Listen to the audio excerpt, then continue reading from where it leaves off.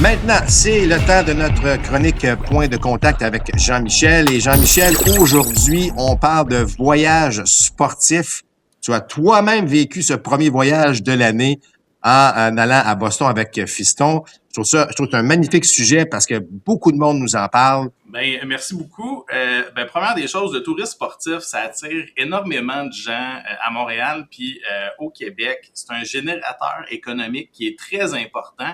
Par contre, ça devient très intéressant pour nous quand on veut aller à l'extérieur.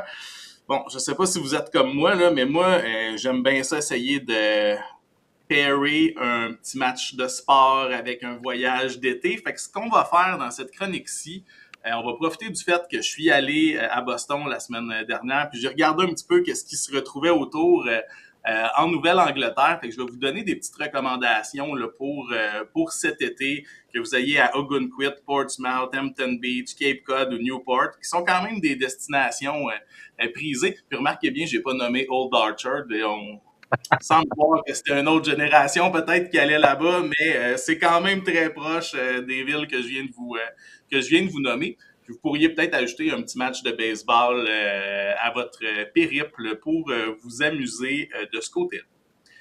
Mais là, les gars, en même temps, c'est important de préciser qu'on a du bon baseball professionnel aussi au Québec, avec les Capitales, à Québec, les Aigles à Trois-Rivières, puis bon, pour ceux qui sont près de Gatineau, il y a aussi le Titan à Ottawa. C'est 3 équipes de la Frontier League. Les billets sont en vente. Fait que moi, je vous recommande fortement, si vous voulez voir de la balle sans partir en voyage, ben il y a assurément du bon calibre à aller voir ici, là. Fait que les billets sont en vente. Allez voir nos équipes du Québec aussi. Messieurs, je semble comprendre que vous faites occasionnellement des voyages pour aller voir du sport vous aussi. Hein? C'est bien ça? Écoute, je peux parler pour moi. Moi, j'ai un groupe d'amis avec lesquels, une fois par année, on part justement voir un match. On a commencé ça fait peut-être 7-8 ans. Et le premier voyage qu'on s'était payé, c'était à Cooperstown. Donc, depuis ce temps-là, on est allé à Boston, Toronto. On va y retourner. Toronto, la première fois, c'était pour voir les Leafs cet été. On y retourne pour voir les Blue Jays. On est allé 2 fois à Québec. Bref, c'est pas les destinations qui manquent. Puis, écoute, j'ai hâte de t'entendre, là, mais quand tu te promènes un peu partout, même dans le nord des États-Unis, le choix, dépendant du moment où vous y allez, le choix est immense. Et c'est pas nécessairement du baseball professionnel, mais ça, j'y reviendrai tantôt. Ouais, puis tu fais bien de souligner les magnifiques stades qu'on a au Québec, parce que veut pas, le stade de Trois-Rivières et de Québec. C'est des stades construits dans les années 30, mais qui ont gardé un cachet, superbe cachet. Puis moi, j'ai eu le privilège de voir pas mal de stades dans ma carrière, Oui. fait que c'est le fun de voir. Puis je vous dirais que j'ai joué dans la Ligue Eastern aussi. À l'époque que j'étais dans le 2A des Expos, fait que j'en ai vu des stades sur la côte Est. Puis effectivement, c'est le fun de souligner qu'il n'y a pas juste aller voir un match au Fenway ou au Yankee Stadium ou même voir les Mets. Il y a d'autres choses là, qui peuvent être fort intéressantes. Ben oui, ben absolument. Je vais vous donner quelques options, des options qui sont quand même assez abordables aussi. Fait que si on veut y aller avec toute la famille, là, ça se fait bien. Mais avant de tomber dans les options abordables, je vais juste vous parler un petit peu de peut-être 2 petites recommandations si vous allez à Fenway Park, bon, qui est à Boston, en Nouvelle-Angleterre, la seule équipe du baseball majeur. Euh, Tout le monde connaît le Monstre Vert au champ gauche. C'est une belle expérience d'aller voir un match sur le Monstre Vert. Bon, on a une belle vue. C'est quand même assez venteux. Fait que si c'est une journée qui est pas très très chaude, assurez-vous de vous habiller chaudement. Mais moi, la section que j'affectionne particulièrement, c'est ce qu'appelle le Batter Box 1. Ça, c'est dans le champ droit. C'est la section à Fenway Park qui est très près du terrain. Là, j'ai un petit remblai en pierre qui vous sépare du terrain. Puis vous êtes tout près de l'enclos des releveurs adverses. Moi, j'aime beaucoup le baseball, puis je suis quand même quelqu'un qui va souvent aller regarder en même temps un autre match ou suivre d'autres sports en même temps. Mais quand je vais dans cette section-là, ben, à ma droite, j'ai l'enclos des releveurs, puis quand je suis allé la semaine dernière, ben, dans cet enclos-là, il y avait Mason Miller. J'avais de la misère à pas... puis Mason Miller, c'est quand même quelqu'un qui vient s'échauffer, puis qui prend un petit peu de lancer à chaque manche. Vous remarquerez bien, là, je sais pas si vous avez accès à ces caméras dans le clos-là, là, mais il vient prendre souvent des matchs. Fait qu'il se lève, il vient prendre 5-6 lancers, il retourne se rasseoir. Fait que c'est sûr que c'est impressionnant de voir la vélocité de certains de ces releveurs-là, voir les effets, entendre, parce qu'on peut très bien entendre ce que les coachs leur disent aussi. Fait que petite section bien intéressante à aller voir. Donc ça, je la recommande fortement. On va tomber maintenant dans des options un petit peu plus abordables. Bon, encore là, pour les fans des Red Sox, c'est sûr que la filière 3A se situe à Worcester, qui est à peu près à 1 heure de Boston. Le Polar Park, c'est un très beau stade de baseball. Comprend à peu près 9500 places pour figurer là, un petit peu avec les gens. Puis les billets sont entre 7 et 47 dollars sur le site. On s'entend, c'est en argent américain. Là. Moi, j'ai eu la chance d'y aller en début de saison l'année passée. Il y avait Roman Anthony puis Marcelo Mayer. Alors, c'est sûr que j'étais quand même assez emballé, là, puis ça avait été un très bon match. Mais écoute, je pense que ça m'avait coûté en tout et partout moins de 50 dollars canadiens, incluant la bouffe pour mon garçon et moi. Donc, c'est sûr que ça devient quelque chose qui peut être quand même très intéressant comme option. Puis à cette époque-là, on voulait aller vers Newport au Rhode Island, ça se faisait super bien. Au niveau 2A, il y a les Fisher Cats du New Hampshire qui jouent au Dental Delta Stadium. C'est à Manchester. Fait que pour les gens qui partent du Québec et qui s'en vont vers Boston, souvent vous devez passer par Manchester au New Hampshire. C'est un beau petit stade. C'est quand même une assez petite ville. Le stade est situé à l'intérieur de la ville. Ça coûte environ 15 à 30 dollars l'année passée. Moi, c'est pas l'an dernier que je suis allé, mais il y a quand même eu un fameux Trey Savage qui a lancé 8 matchs là-bas. Donc, puis ce que je me rappelle, c'est que la nourriture était vraiment très, très, très abordable. Puis tu sais, l'économie de ces stades-là, c'est souvent de faire des revenus sur le fait que tu vas vouloir y retourner. C'est très quand même local. Ils sont super contents quand il y a des gens de l'extérieur qui viennent, mais c'est vraiment une économie locale. Ils essaient de faire un happening dans la communauté. Fait que, tu sais, des bières à 20$, puis des hot dogs à 12$, il n'y a pas ça dans ces stades-là. Là. Fait que ça devient quelque chose qui est très intéressant. Un autre stade que je suis allé voir il y a quelques années, c'était à Portland avec les Sea Dogs. C'est la filière 2A des Red Sox. Ça se fait très bien. En fait, ça se fait à pied du Vieux-Port. Le Vieux-Port qui ressemble quand même un petit peu, là, c'est sûr, moins grandiose un petit peu, là, mais ça ressemble un peu à l'ambiance du Vieux-Québec. Les billets pour le stade, c'est entre 10 et 40 dollars. Puis, bon, il y a un petit monstre vert là-bas aussi. On peut pas s'asseoir en haut de la section, mais c'est sûr que ceux qui suivent les Red Sox, à peu près dans tous les stades affiliés à eux, là, il y a souvent une allusion au monstre vert. Il l'a là-bas aussi. Puis, dernière recommandation dans le baseball affilié, je n'y suis jamais allé, mais je me suis fait dire que c'était vraiment un très beau petit stade.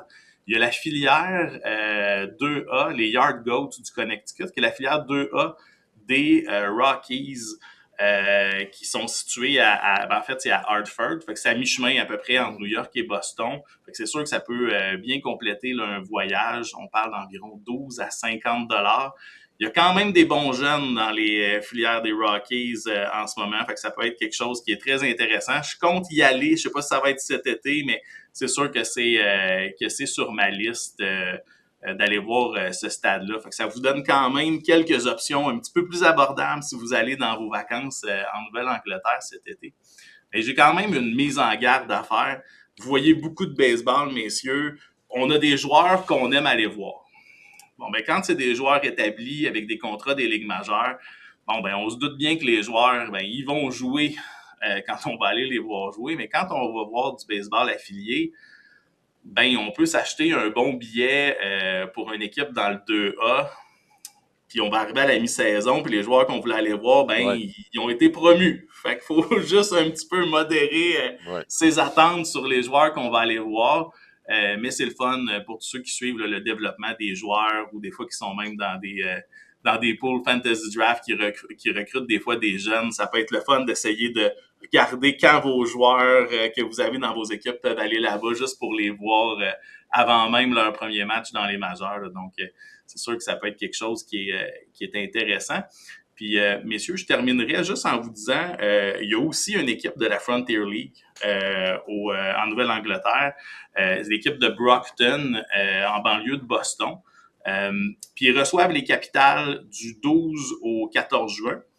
Puis, ils reçoivent les Aigles du 30 juin au 2 juillet. Donc, ça peut faire aussi un petit voyage de fun pour aller encourager nos équipes du Québec sur la route. Donc voilà. Chose certaine, il y a des beaux petits stades, puis on vous souhaite bien du plaisir là-dessus. Ben, puis pour ajouter à ça, Jean-Michel, si on parle d'économie, si vous voulez, là, par exemple, les capitales de Québec, la nourriture, là, il n'y a rien de moins cher que ça. Oui. Donc, ça c'est à souligner. Et j'aimerais juste ajouter aussi que tu as parlé évidemment d'avoir les billets dans la section là, au champ droit chez les Red Sox pour voir l'enclos. Ça, c'est vraiment une belle suggestion parce qu'il y a plusieurs stades où effectivement l'enclos se retrouve au champ extérieur. Mais peut-être un petit peu plus loin de l'action, mais l'expérience de vivre ce qui se passe dans un enclos puis de voir, comme tu nous dis, la vélocité, c'est exceptionnel. Puis je vous dirais l'exception, pas l'exception, mais l'endroit où il y a le plus d'action à ce niveau-là, c'est Philadelphie. Si vous allez à Philadelphie et que... Puis là, c'est drôle parce que comment ça fonctionne, c'est les enclos sont un par-dessus l'autre. Pour vous donner une idée, là, c'est comme 2 étages différents. Et lorsqu'ils ont construit le stade, ils avaient mis l'enclos des Phillies sur le dessus et l'enclos de l'équipe, évidemment, qui visite en bas. Mais si vous connaissez un peu les partisans des Phillies, ou en tout cas les partisans à Philadelphie, ça n'a pas pris de temps que les Phillies ont décidé non. Nous, on s'en va en bas, puis on laisse l'équipe adverse prendre l'enclos en haut. Et là, il y a des conversations qui deviennent un petit peu plus intenses, mais c'est vraiment une expérience en soi. Ouais. Donc, c'est le fun d'avoir des bons billets derrière le marbre, mais c'est pas mal le fun aussi d'avoir parfois des billets qui sont moins chers, où tu veux une expérience. Puis là, j'étire un peu, mais si, comme aller au Wrigley Field de Chicago, je sais que ça, c'est une expérience extraordinaire, là, juste un peu plus loin là, pour voyager en auto, mais moi, je vous dirais d'aller vivre ça dans les fameuses bleachers. Vous allez aux bleachers en plein été à Chicago, au Wrigley Field, vous allez adorer l'expérience parce que ce qui se passe sur le terrain, c'est peut-être 40% de l'expérience que vous allez vivre, alors que tout ce qui se passe autour, il y a de l'action, il y a des gens qui parlent, qui crient, qui encouragent. C'est vraiment de belles expériences. Si je peux ajouter sur l'offre dont tu as parlé, pour les vrais fans, si vous voulez voir du baseball de haute qualité, il y a aussi la fameuse Ligue Cape Cod. Je vous suggère très fortement d'aller voir l'horaire des matchs là-bas. Ce sont des joueurs de niveau universitaire, donc ce ne sont pas des jeunes de 17-18 ans qui sont là. Et il y a beaucoup de prospects là-dedans, des gars qui viennent finir leur 2e année, par exemple, universitaire, qui ne sont pas admissibles encore au repêchage, mais qui sont des sacrés bons joueurs de baseball. C'est une des ligues universitaires d'été les plus relevées. Puis, ajoutant à ça, si jamais vous partez tôt dans la saison, ça veut dire, je parle du mois d'avril, mai, ben, il y a des grosses universités qui ont aussi leur programme de baseball. Aussi, il y a du gros calibre. Vous avez qu'à regarder les sites de ces institutions. Je peux penser à Northeastern, je peux penser à Boston College, par exemple, Dartmouth. Je pense que c'est Ben Rice qui vient de là. Puis il y a également le grand Schlittler là, qui fait partie de ces universités-là. Bref, il y a des petits bijoux là-dedans. Sal Frelick s'est passé là, je pense, Boston College. Donc, il y a beaucoup d'offres de baseball. Puis il faut juste fouiller un petit peu. Puis vous allez avoir du calibre fort intéressant là-dedans. Et juste pour ajouter encore à ça, Alain, la Cape Cod League, là, on parle pas de stade de baseball. Là. Ce sont des parcs de baseball. Ouais. Ça joue vraiment, là. Il y a eu des films là-dessus, mais c'est vraiment des... Là, tu peux être debout le long de la clôture. Je veux dire, c'est vraiment une expérience qui est différente, mais effectivement, le calibre de jeu est très, très, très élevé. Et juste pour ajouter aussi, quand on parle d'aller voir du 2A, là, moi, j'ai joué dans le 2A. On t'a parlé d'Iasevich que tu as vu, Jean-Michel. Le talent, là, est presque au niveau du baseball majeur. La différence, souvent, entre le 2A et le baseball majeur, c'est la constance. C'est de le faire sur une longue saison de 162 matchs. Mais en termes de talent, vous voyez probablement les futurs joueurs, évidemment, qui vont jouer dans le baseball majeur dans une année ou deux. Là. Oui, puis c'est une super bonne recommandation. Puis Alain, là, ce que tu disais pour le sport universitaire, là, aux États-Unis, le U-Sport, particulièrement en Nouvelle-Angleterre, il y en a du très bon calibre. Puis je me rappelle d'être allé voir, je pense que c'était à Northeastern, tu avais une promotion où tu allais voir, tu avais les gars au baseball, puis tu avais les filles au baseball, puis tu pouvais rester pour un autre match après, c'était des filles au softball. Fait que tu sais, pour 10 piastres, là, t'avais une belle après-midi de balle jusqu'en début de soirée, là. Fait que c'était vraiment très, très, très le fun, là. Alors, des belles recommandations pour vous. On vous souhaite un bel été de balle. Allez voir et encourager vos joueurs et vos équipes préférées. Merci beaucoup, Jean-Michel. Et écoute, c'est une très belle expérience pour toi, puis je suis convaincu qu'il y a plusieurs amateurs là, qui salivent à l'idée de voir justement du baseball là, de bon calibre à petits coups. Merci, Jean-Michel. Merci.